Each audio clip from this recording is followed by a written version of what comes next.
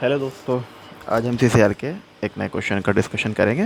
ये क्वेश्चन दिसंबर 2018 में आया हुआ है, जो कि डेवलपमेंटल बायोलॉजी से आता है, पार्ट बी। ठीक है, तो सबसे पहले हम क्वेश्चन को पढ़ते हैं।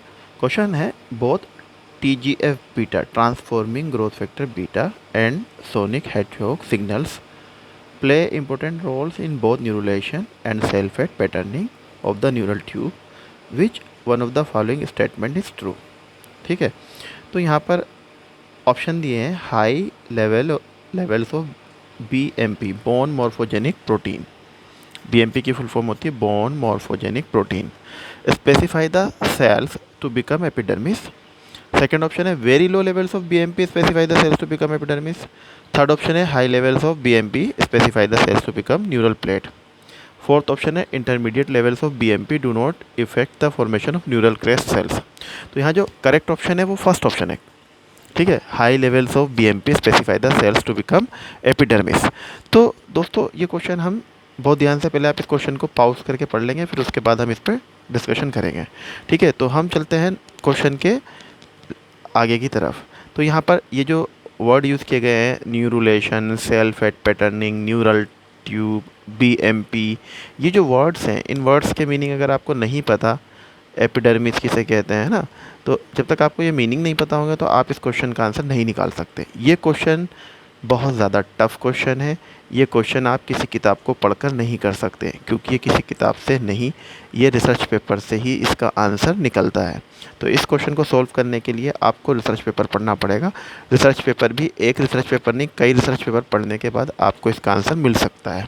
ठीक है, मैंने भी इसको रिसर्च पेपर से पढ़कर ही इस क्वेश्चन को सॉल्व किया है। तो हम चलते हैं आंसर की तरफ।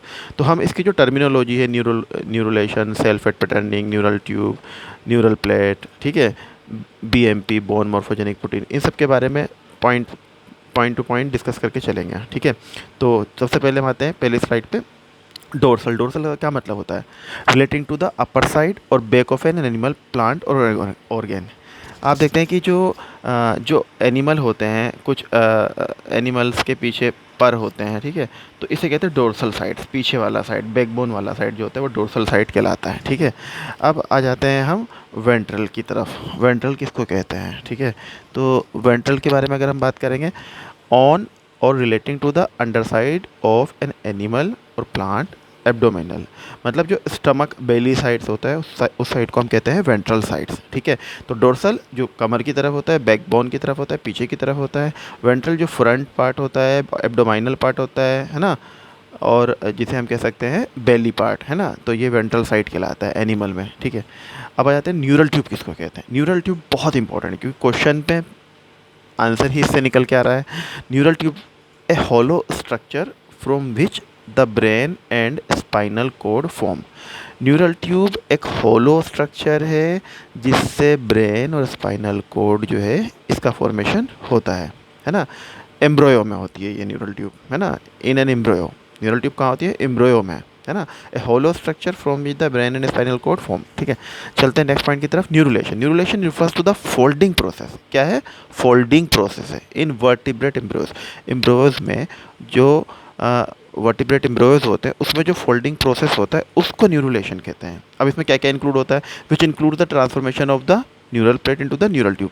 मतलब इस फोल्डिंग में, इस न्यूरुलेशन प्रोसेस में जो न्यूरल प्लेट होती है वो न्यूरल ट्यूब में कन्वर्ट हो जाती है, ठीक है, ट्रांसफॉर्म हो जाती है, तो ये भी न्यूरुलेशन में आता है। The embryo at this stage is termed the neurula. और जो एम्ब्रोयो जब न्यूरुलेशन प्रोसेस में, जब फोल्डिंग प्रोसेस में वर्टिब्रेट एम्ब्रोयो जब फोल्डिंग शुरू करता है, फोल्डिंग होती है, तो इस तरह के एम्ब्रोयो को हम क्या कहते हैं? न्यूरुला, क्योंकि इसमें क्या होता है, न्यूरल प्लेट न्यूरल ट्यूब में ट्रांसफॉर्म हो जाती है। तो इस स्टेज को, एम्ब्रोयो की इस स्टेज को हम क्या कहते हैं? न्यूरुला। नेक्स्ट स्लाइड की तरफ चलते हैं। द एपिडर्मिस, क्योंकि क्वेश्चन ही एपिडर्मिस से है। जब high level of bone morphogenic protein, जो आपने देखा था BMP, जब हाई लेवल होता है BMP का, तभी एपिडर्मिस बनता है। ठीक है, तो the epidermis is the outer most of the 3 layers. तो एपिडर्मिस क्या चीज़ है? Outer most of the 3 layers that make up the skin, the inner layers being the dermis and hypodermis. ठीक है, तो एपिडर्मिस जो है वो आउटर मोस्ट लेयर है, जो कि स्किन की आउटर मोस्ट लेयर कहलाती है, उसे हम एपिडर्मिस कहते हैं। अब सेल फेट पैटर्निंग क्या होता है? In developmental biology pattern formation refers to the generation of complex organization of cell fates in space and time. ठीक है, pattern formation is control by genes, और पैटर्न का जो फॉर्मेशन होता है वो जीन कंट्रोल करता है। फिर आ जाता है the role of genes in pattern formation is an aspect of morphogenesis, the creation of diverse anatomies from similar genes now being explored in the science of evolutionary developmental biology. ठीक है, तो ये सारा का सारा जो सेल फेट पैटर्निंग है ये सब मॉर्फोजेनेसिस है। बेसिकली मॉर्फोजेनेसिस जो सेल्स के ग्रोथ में जो जितने भी चेंजेस आ रहे हैं वो सब मॉर्फोजेनेसिस कहलाता है। और मॉर्फोजेनिक प्रोटीन जो होते हैं बीएमपी, बोन मॉर्फोजेनिक प्रोटीन्स जो होते हैं ये डेवलपमेंट के लिए बहुत ज़रूरी होते हैं, इनका एक्सप्रेशन होना बहुत ज़रूरी होता है। The members of the BMP bone morphogenic protein family can be distinguished from other members of the transforming growth factor beta superfamily by having 7, ठीक है, rather than 9 conserved stains in the mature polypeptide। तो ये जो BMP family के जो members होते हैं ये TGF बीटा सुपर फैमिली से डिफ़र करते हैं, है ना। इसमें जो होते हैं BMP फैमिली में 7 होते हैं, जबकि TGF बीटा सुपर फैमिली में 9 कन्वर्ट 16 मैच्योर पॉलीपेप्टाइड्स होते हैं। ये डिफरेंस है BMP और TGF बीटा में। BMP bone morphogenic protein, TGF beta transforming growth factor beta. ठीक है, because they were originally discovered by their ability to induce bone formation they were given the name bone morphogenetic proteins BMP, है ना। तो ये जो proteins होते हैं BMP bone morphogenic या बोन मॉर्फोजेनेटिक प्रोटीन्स कहलाते हैं, है ना, क्योंकि ये जो है बोन फॉर्मेशन को इंड्यूस करते हैं। But it turns out that bone formation is only one of their many functions, मतलब इसके फंक्शन बहुत सारे हैं जिनमें से एक बोन फॉर्मेशन भी है। The BMPs are extremely multifunctional, और ये BMP जो है बोन मॉर्फोजेनिक या बोन मॉर्फोजेनेटिक प्रोटीन्स जो होते हैं इनके फंक्शन जो होते हैं वो डिफरेंट हो सकते हैं, बहुत सारे फंक्शन हैं, है ना। तो they have been found to regulate cell division एक इनका फंक्शन हुआ, एपोप्टोसिस इनका फंक्शन हुआ, सेल माइग्रेशन इनका फंक्शन हुआ, एंड डिफरेंशिएशन। तो ये इतने सारे मल्टी फंक्शन होते हैं किनके? बोन मॉर्फोजेनिक प्रोटीन्स के। एक ही फंक्शन नहीं होता, सिर्फ बोन फॉर्मेशन करने का ही फंक्शन नहीं होता, सेल डिवीज़न को भी रेगुलेट करता है, एपोप्टोसिस भी कराता है, सेल माइग्रेशन भी कराता है, सेल डिफरेंशिएशन भी कराता है। ठीक है, they include protein such as BMP4। अब BMP जो होते हैं बोन मॉर्फोजेनेटिक प्रोटीन जो होते हैं वो डिफरेंट हो सकते हैं, BMP4, BMP6, BMP5, BMP7, है ना। तो ये डिफरेंट काइंड्स के होते हैं, which in some tissues causes bone formation, in other tissues causes cell death, and in other instances specify the epidermis. तो BMP जो है, BMP4 जो है ये कहीं पे बोन फॉर्मेशन करता है, कहीं पे जो है सेल डेथ का काम करता है, कहीं पर जो है एपिडर्मिस को स्पेसिफाइज करता है, जैसा कि क्वेश्चन में पूछा गया था।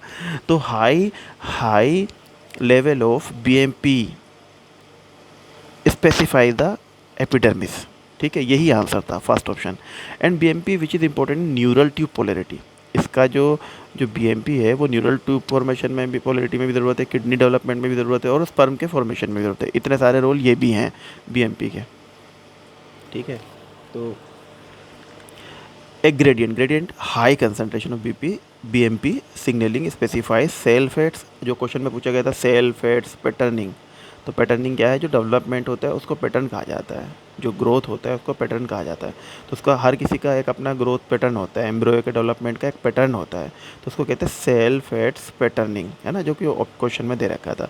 ए ग्रेडियंट ये high concentration of BMP signaling specify cell fates, वही पूछा था, along the dorsoventral axis. Dorso मतलब जो बैक साइड होता है, वेंट्रल बेली साइड, है ना, with the highest levels specifying the ventral most tissues, while increasing BMP inhibits leads to more lateral tissues and an absence of BMP signaling to dorsal tissues in the ectoderm and mesoderm both frogs and fish। अब ectoderm क्या होता है ना, ectoderm जो outer most layer होती है skin की, और mesoderm मिडिल, है ना, और एंडोडर्म जो होती है वो इनर लेयर होती है एम्ब्रियो की। ठीक है, तो इसको हम एक्टोडर्म, मेसोडर्म और एंडोडर्म, 3 टर्म्स होते हैं, ectoderm outer most, mesoderm middle और एंडोडर्म इनर साइड लेयर्स। ठीक है, तो नेक्स्ट स्लाइड पे चलते हैं। In Xenopus the epidermal inducers are the bone morphogenetic protein BMP4 and its close relatives BMI2, BMP7 and ADMP, anti-dorsalizing morphogenetic protein, a BMP like paracrine factor। तो ये सब के सब जो है जीनोपस में एपिडर्मल इंड्यूसर्स होते हैं। इंड्यूसर्स जो एपिडर्मल सेल्स को बनाने में मदद करते हैं, ठीक है ना। Ali Hemmati Brivanlou and Douglas Melton 1992-1994 में ये बताते हैं कि the protein activin was required for mesoderm induction. In searching for the mesoderm inducer they found the follistatin, an inhibitor of both activin and BMPs called ectoderm to become neural tissues, है ना। तो इन्होंने ये पाया कि जो फोलिस्टैटिन है ये एक इनहिबिटर है जो एक्टिविन को BMPs को इनहिबिट करते हैं, जिसकी वजह से जिसके इनहिबिशन से एक्टोडर्म जो है वो न्यूरल टिश्यू में कन्वर्ट हो जाता है। फोलिस्टैटिन एक इनहिबिटर है जो एक्टिविन प्रोटीन को भी इनहिबिट करता है और बोन मॉर्फोजेनिक प्रोटीन्स को भी इनहिबिट करता है, जिसकी वजह से क्या होता है कि एक्टोडर्म जो है वो न्यूरल टिश्यू में कन्वर्ट हो जाते हैं, एपिडर्मिस नहीं बन पाता।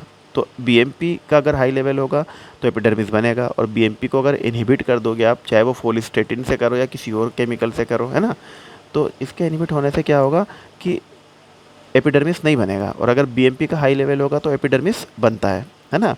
और अगर BMP को इनहिबिट कर दोगे तो एक्टोडर्म क्या होगा, न्यूरल टिश्यू में बदल जाएगा, जबकि एक्टोडर्म से एपिडर्मिस बनता है ना, जब BMP का लेवल हाई होता है। They then propose that under normal conditions ectoderm becomes neural unless induces to become epidermal by the BMPs, है ना। अगर क्या होगा, जो एक्टोडर्मल है, अगर BMP को इनहिबिट कर देंगे तो एक्टोडर्मल न्यूरल टिश्यूज़ बनाएगा, ठीक है। और अगर BMP जो है BMP इंड्यूस्ड होंगे, हाई होंगे, है ना, तो एपिडर्मल ही बनेगा। Thank you very much. ये क्वेश्चन बहुत टफ है, रिसर्च पेपर से ही पढ़ के आप इसको सॉल्व कर सकते हैं। हमने इसका एक बेसिक जो फंडा है क्वेश्चन का वो आपको यहाँ पर बताया है। आप इस क्वेश्चन को बहुत ध्यान से सुने, ध्यान से पढ़ें, इसको नोट करें।